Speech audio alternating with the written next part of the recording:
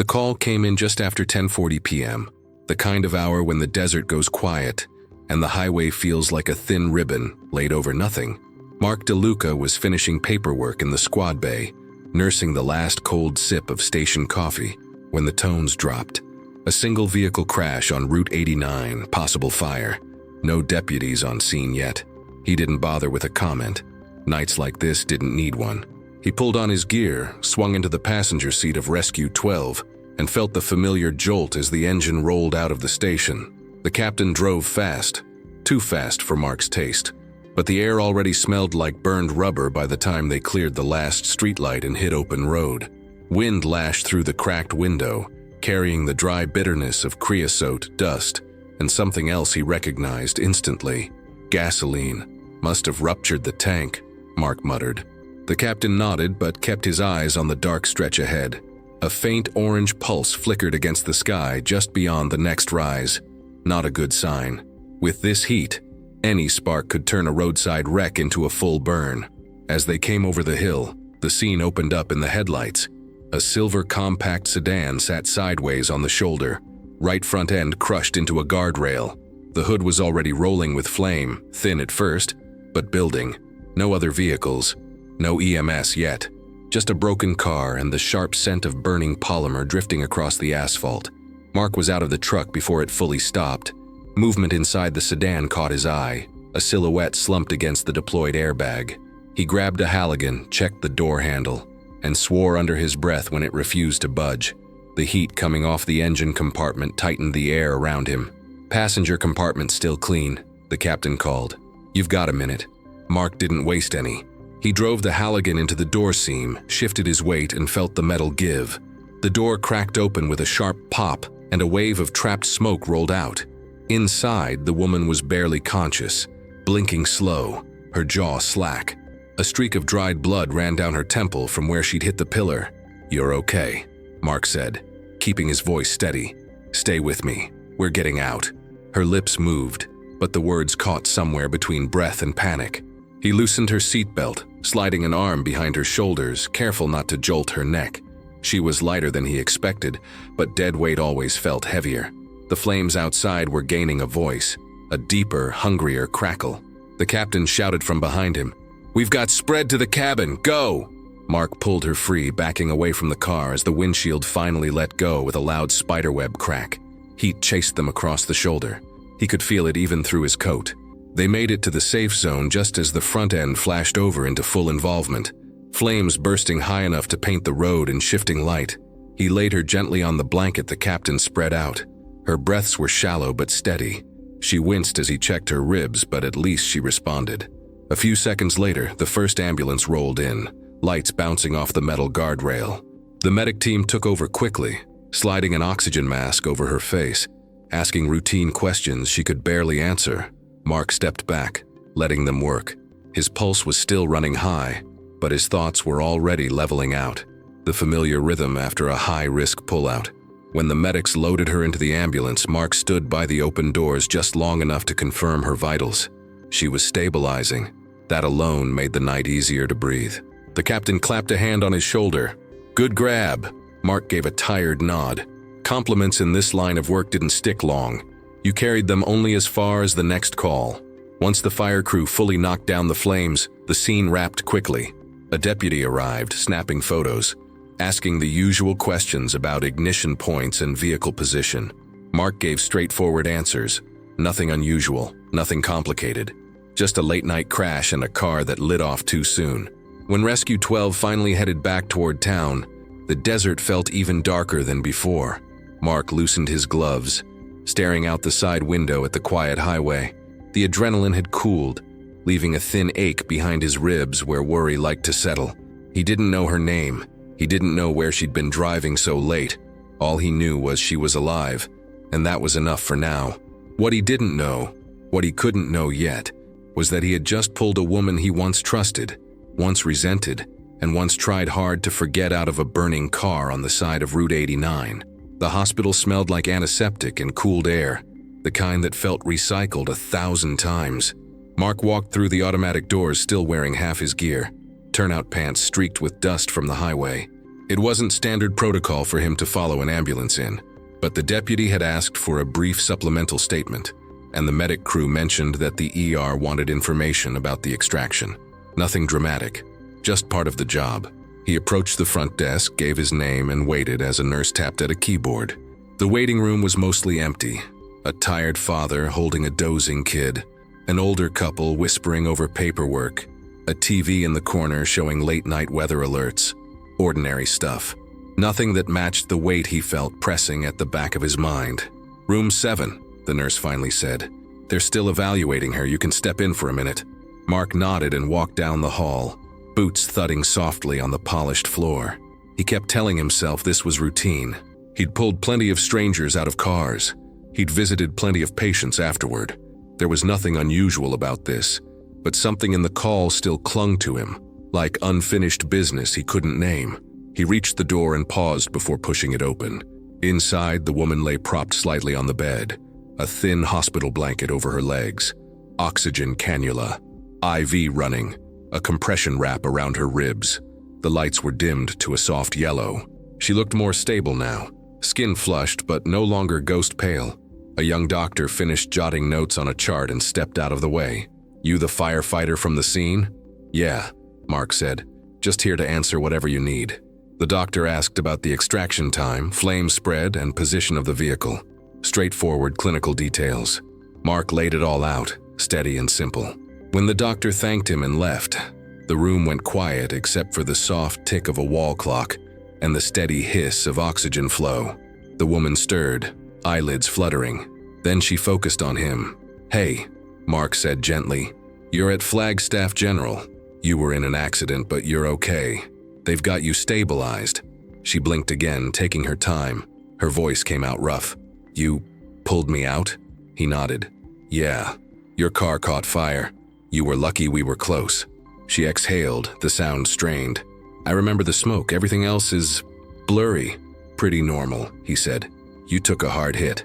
For a moment she just studied him, squinting a little, like she was trying to line up a distant memory with the man standing in front of her. "My bag?" she asked after a moment. "Phone? They're with the deputies. I can check if—" She lifted a hand, weak but stopping him. "No, it's fine." He nodded. She didn't look like someone eager to talk. Trauma usually quieted people, at least for the first few hours. He turned slightly, ready to give her space. "Wait," she said softly. He paused. "You look familiar." The words hit him like a slow punch. Unexpected, unwelcome, but inevitable. He hesitated before answering, choosing caution instead of truth. "Could be the gear," he said. "People don't usually remember faces clearly after a crash." She frowned, not convinced. Her gaze narrowed on him with the kind of focus he hadn't seen in years. Not since the old interviews, the ride-alongs, the probing questions he'd once grown tired of deflecting. "What's your name?" she asked. He considered lying, just for a second. But that wasn't who he was, and it wasn't worth the fallout. "Mark DeLuca." Her reaction was small, but he felt it. A shift, a slight intake of breath, a tightening of her jaw. "Mark," she whispered, as if testing the sound. Then her eyes widened, recognition finally snapping into place. DeLuca. From Station 14. He felt a dull, old tension crawl up the back of his neck. So she remembered. Of course she did. Some scars stayed fresh even after years. "Elena," he said quietly. "Elena Brooks." The name tasted like dust, familiar, dry, and tied to a part of his life he'd boxed away with everything else from that year. She looked at him for a long moment. No anger, no gratitude either. Just shock mixed with something harder to read. "I didn't think I'd ever see you again," she said, her voice barely above a whisper. "Same here," Mark replied. Neither of them spoke for several seconds. The silence held more weight than any argument they'd had back when she was digging through his department's files, chasing a story that tore the place apart. She finally looked away, eyes drifting to the hospital ceiling. "You saved me," she murmured. Mark shifted his stance, uncomfortable with the spotlight. "We responded to a call, that's all." "That's not all," she said softly. But before either of them could say more, a nurse stepped in to adjust her vitals, breaking the moment. Mark stepped back toward the doorway. "I'll let you rest," he said. She looked at him again, something uncertain flickering in her expression. "Don't go too far," she said. "There's a lot I don't remember." He nodded once, then stepped out into the hallway. He didn't know what unsettled him more, the fact that he'd saved her, or the fact that fate had decided to bring Elena Brooks back into his life in the most dramatic way possible, and he had a feeling this wasn't over. Mark found a quiet spot near the end of the ER hallway, leaning against a vending machine that hummed like an old generator. He rubbed a hand over his face, trying to scrub out the last pieces of adrenaline. The fluorescent lights above him made everything feel flattened, washed out. Even the tiles seemed too bright. He hadn't thought about Elena Brooks in years, not since her investigation tore through the department like a slow-moving storm. He remembered the tension in the locker room, the closed-door meetings, the sideways glances from guys who thought she'd betrayed them. And in a way, she had. But she'd also been right about a lot of things nobody wanted to say out loud. Still, her walking back into his world tonight, even by accident, hit harder than he wanted to admit. A deputy approached, the same one from the crash scene. Younger guy, stiff posture, probably still new enough to believe every report needed to sound like it came straight from a manual. "You got a minute?" he asked. Mark straightened. "Yeah." The deputy pulled out his notebook. "We're trying to piece together what happened before you arrived. You notice anything unusual? Tire tracks, signs she swerved for something?" Mark shook his head. "Didn't get much detail before the fire took off. Looked like she hit the guardrail head on. That's all I saw." The deputy scribbled it down. "We'll dig into it. EMT said she was conscious for a few seconds during transport, but didn't give much. She'll remember more after rest," Mark said. The deputy nodded and walked off, leaving Mark alone again with the distant sounds of monitors beeping and wheels squeaking on tile. He checked the clock. Half an hour had passed since he'd left her room. He didn't want to hover, but he also didn't want to disappear without giving her the chance to ask whatever was weighing on her. After another quiet minute, he pushed himself off the vending machine and walked back toward room 7. He paused at the door again, knocked lightly, and stepped in. The lights were still dim. Elena was awake this time, her eyes clearer, her breathing steadier. She looked fragile, but not broken. "Thought you might have left," she said. Mark kept his tone even. "Just giving you space." She motioned to the chair beside her bed. "Sit. I can't talk long before they dose me with something again." He pulled the chair closer and sat. It felt strange, being this close to someone who used to challenge every word he said. Back then, she'd carried a notepad, a recorder, and the kind of stubborn curiosity that rattled people who preferred silence. She studied him for a moment. "You look older. Comes with the job. And the beard," she added. He smirked faintly. "That too." A small quiet settled between them, not uncomfortable, but heavy. She finally asked, "Do you hate me, Mark?" He didn't answer right away. He let the question move through him like slow-burning fuel. "No," he said eventually. "I never hated you." She looked relieved, but only slightly. "But you were angry." "Yeah," he admitted. "We all were. You shined a light on things nobody wanted exposed. And you got caught in the middle. Didn't matter, truth was truth." She looked down at her hands, fingers tracing the blanket. "I didn't expect tonight to go the way it did." "Neither did I," he said. "But you're alive. That's what matters." She took a shallow breath. "The crash. I don't remember the moment it happened. Just the headlights. Maybe an animal. Or maybe I fell asleep for a second. I don't know. It'll come back," he said softly. Elena's eyes tracked his face again, slower this time. "You pulled me out of a burning car, Mark, after everything. You didn't even hesitate. That's what we do," he said simply. She shook her head. "No, that's what you do." There was something unguarded in the way she said it, something he didn't remember seeing in her before. Back then she'd been sharp-edged, driven, always hunting the next thread. Tonight she looked more human, more open, stripped of any armor she once wore. A nurse stepped in with a syringe and a small vial. "Pain medication time," she said. "This'll help you sleep." Elena nodded, but before the nurse started, she looked at Mark again. "Will you come back tomorrow? Just for a few minutes?" He hesitated. Not because he didn't want to, he did, but he didn't know what this renewed connection meant, or what it could stir up. "Yeah," he said finally. "I'll come back." Her shoulders relaxed, the first real sign of ease since he met her on the side of the highway. "Good," she murmured. The nurse administered the medication, and within seconds Elena's eyelids grew heavy. Her head drifted against the pillow. Before sleep fully pulled her under, she whispered one last thing, barely audible. "I'm glad it was you." Mark sat there for a moment after she drifted off, watching the steady rise and fall of her breathing. The room felt warmer somehow, quieter. He stood, pulled the blanket higher on her, then stepped out into the hallway. He didn't know why fate had brought her back into his orbit, or why he didn't feel the urge to run from it.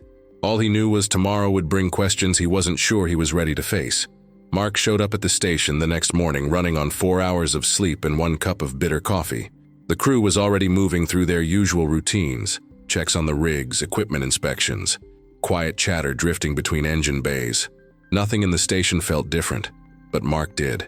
He kept seeing the moment the flames had crawled across the hood of that sedan. And Elena, barely conscious, blood streaked across her temple, suddenly becoming the last person he expected. The whole thing stuck to him like smoke in his turnout coat. During morning briefing, the captain glanced at him. "You good, DeLuca?" "Yeah," Mark said. "Long night. Crash victim stable?" "Far as I know." The captain nodded and moved on. Nobody in the room sensed anything deeper, and Mark wasn't about to explain that he had pulled an old ghost out of a burning car. After checks were done, he stepped outside to the small courtyard behind the station. The air was crisp, cool for Arizona mornings. He leaned against the low wall, letting the quiet settle over him. He should have felt relieved. Another rescue, another life saved. But instead, his thoughts kept circling like a slow-turning rotor. Before he could talk himself out of it, he grabbed his keys and headed for his truck. He didn't have to be at the hospital yet. Elena wasn't expecting him until later. But sitting around waiting wasn't helping. Halfway there, his phone buzzed. Unknown number. He answered anyway. DeLuca. A familiar voice came through, weak, raspy, but unmistakably hers. "You really are terrible at leaving well enough alone." He felt his chest tighten, not in a bad way. "You're calling already?" The nurse handed me my phone. Thought I'd test if the hero from last night kept his word. He couldn't help the small exhale of amusement. "I said I'd come by." "And you are, aren't you?" "Maybe," he said. She let out a slow breath that barely carried through the speaker. "Good. I didn't want to wait all day."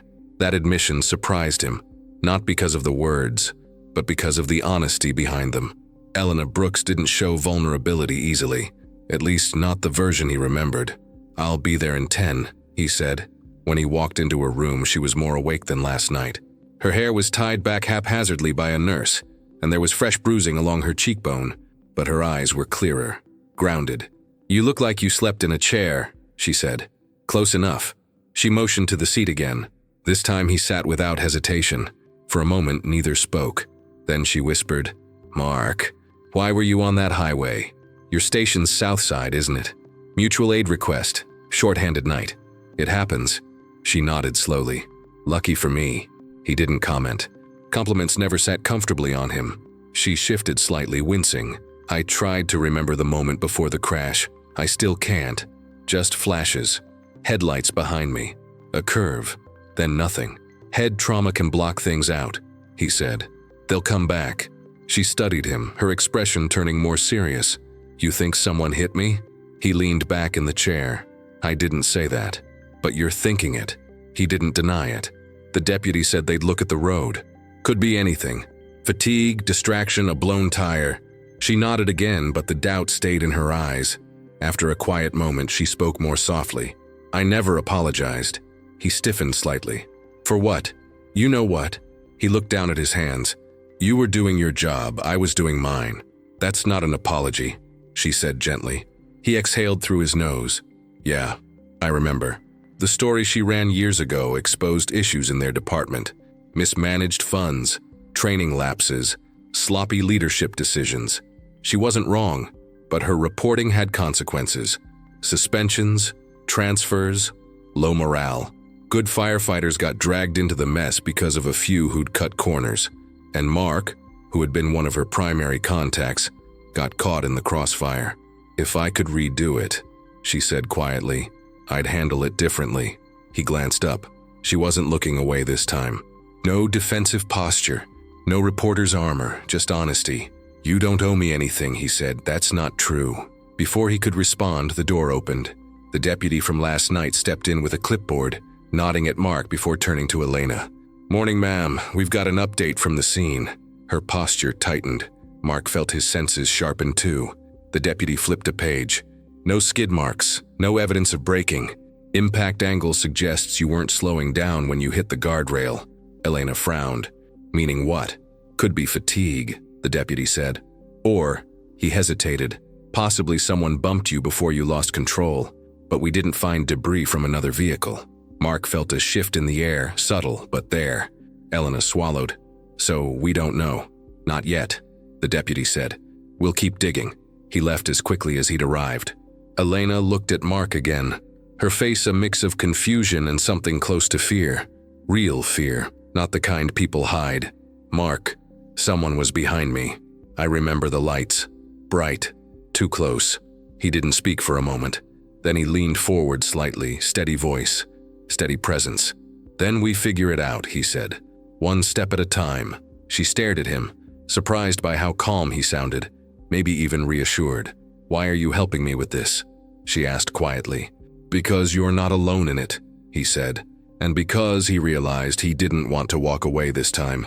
The afternoon sun pressed through the hospital blinds, casting sharp lines across the floor. Elena was dozing when Mark returned after lunch, the kind of light, restless sleep that pain medicine never fully settled. He stood quietly for a moment, watching her chest rise and fall, taking in the bruises, the bandage at her hairline, the oxygen line tracing across her cheek. Seeing her like this made the past feel farther away than it really was. Whatever fights they'd had, whatever fallout lingered between them, it didn't matter right now. Survival had a way of stripping everything to essentials. She stirred at the sound of his boots. Her eyes opened slowly. "You're back," she whispered. "Told you I would." She smiled, just a small flicker but genuine. "Good. I hate hospitals. Too quiet." He pulled the chair closer. "Most people like the quiet. Not when your head is trying to piece itself together." Her voice was shaky but stronger than earlier. She shifted upright with a wince. "Did the deputy come back?" "Not yet," he said. "He'll circle around when he has more." She nodded, then looked toward the window with a distant expression. "You ever wonder why people cross paths the way they do?" Mark didn't answer right away. Philosophical questions weren't his thing. "I don't think too hard on it." "You should," she said, though her tone wasn't pushy. "Feels like someone hit rewind on my life and dropped me back into yours. Maybe the universe ran out of original ideas," he said dryly. She chuckled, but the sound cut short when pain tugged at her ribs. "Still sarcastic. Still nosy," he countered. Her smile faded slightly, turning thoughtful. "Back then, I wasn't trying to ruin anyone's life." "I know," he said. She studied him. "Do you?" He leaned back. "Elena, that year was messy for everyone. You did your job. Some of us got caught in it, but life moves." She looked unconvinced, but she didn't push further. Instead, she rubbed her forehead lightly, eyes narrowing as if sorting through fog. "When I think about last night," she said, "I keep flashing on those headlights behind me. Too bright, too close, almost like they were following. Could have been someone impatient on a dark road. Maybe." But the doubt stayed. He watched her, measuring her breathing, noting the tension in her shoulders. "What else do you remember?" She closed her eyes. "I remember accelerating, not on purpose, like something startled me, but I don't know what." "Your car will get processed," he said. "We'll know more once the report comes back." "We?" she asked softly. He didn't flinch. "Yeah, we." She let out a slow, relieved breath. A knock interrupted them. The attending physician stepped in, clipboard tucked under their arm. "Good news," the doctor said. "Scans are clean, ribs are bruised, not fractured. Concussion's mild. You'll be discharged tomorrow if vitals stay stable." Elena nodded, though anxiety flickered across her face. "Tomorrow. Okay." When the doctor left, she leaned back against the pillow. "Mark, I don't really have anywhere to go tomorrow. You can stay with family? My closest family is in Oregon." She hesitated. "My place here is being renovated. I've been staying in short-term rentals. Everything's mid-move." Mark considered it. She wasn't asking outright, but the uncertainty in her voice was clear enough. "There's a hotel near downtown," he said. "Quiet, safe. I can drive you." "You don't have to," she said. "I know." She held his gaze, unsure whether to thank him or argue. Why are you being this decent to me? Mark shrugged lightly. Last night changes things. Hard to look at someone's past when you just saw their life hanging by a thread. Her throat worked around an unspoken emotion. I don't know what I'd have done if you hadn't shown up. Doesn't matter, he said. You're here. She looked away, blinking slow. I wish I remembered everything. I hate not knowing if I'm scared of nothing, or something real. He leaned forward slightly. If someone pushed you off that road, we'll figure it out. She swallowed. You don't owe me that. Maybe not, he said. But I'm doing it anyway. A long, quiet moment passed. For the first time since the crash, she looked steady. Still bruised, still hurting, but anchored by something that hadn't been there last night. Mark? She said. Yeah? When I'm discharged. Will you be there? Just until I get settled? He didn't hesitate. Yeah, I'll be there. Relief hit her so visibly it softened every tired line on her face. Thank you, she whispered. He shifted the chair a little closer. Try to get more rest. She nodded, letting her eyes fall shut, her breathing evening out. Mark stayed another minute, watching her settle. Then he stood and stepped into the hallway, letting the door ease shut behind him. He didn't know what tomorrow would bring, or what truth lay behind that dark stretch of highway, but he knew one thing for sure. Whatever this was now, it wasn't over, and he wasn't walking away. Elena was discharged late the next morning. The nurse wheeled her out through the automatic doors while Mark followed beside her, carrying a small hospital-issued bag with her clothes and paperwork. The sky was overcast, unusual for the region, hanging low like a heavy gray lid pressed over the mountains. You okay? He asked as she slowly stood from the wheelchair. Better than last night, she said. Still feel like my head's full of cotton. That's normal. Yeah, she said, though she didn't sound convinced. He opened the passenger door of his truck and helped her in carefully, mindful of her ribs. She winced but managed a quiet, thanks. Once he got behind the wheel, she looked at him with the same uncertain, searching expression she'd worn since waking up in the ER. You sure this isn't too much trouble? She asked. Wouldn't be here if it was. She nodded, accepting that without argument, and turned her gaze to the window as he pulled out of the parking lot. The hotel was quiet, modest, clean, nothing fancy. The clerk gave them a room on the second floor facing a courtyard. Mark carried her bag, unlocking the door, checking the space the way a firefighter instinctively did.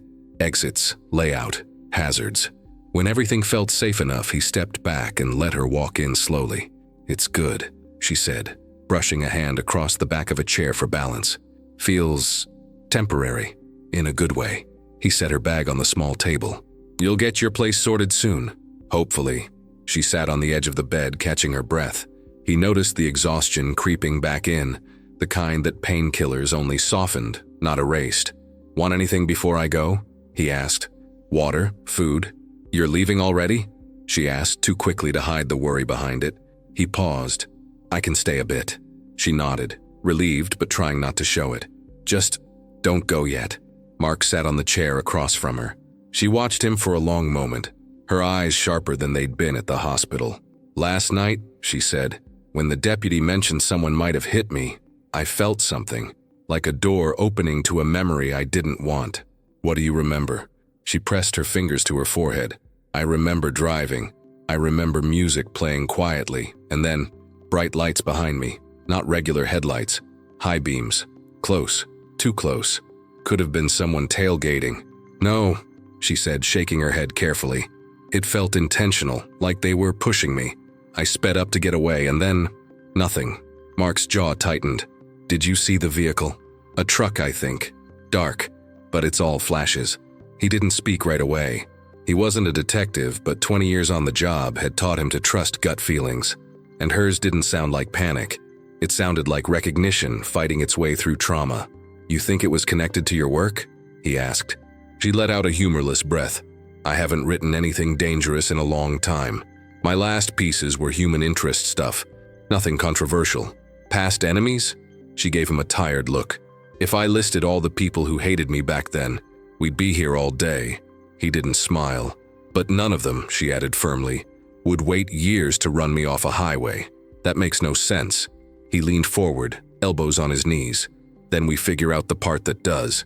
She looked at him with something soft but weighted, like gratitude tangled with fear. Why are you helping me this much, Mark? Really? He let the silence settle for a moment. Because I pulled you out of that car. Because you looked at me like you didn't know if you were going to make it. And because once you save someone, you don't just walk away. That's not regulation. No, he said. It's just me. Her eyes warmed in a way that hit him deeper than he expected. Before either could say more, her phone buzzed faintly on the table. She reached for it, wincing at the stretch, and squinted at the screen. No caller ID. You want to answer? He asked. She did. Hello? Static. Then a click.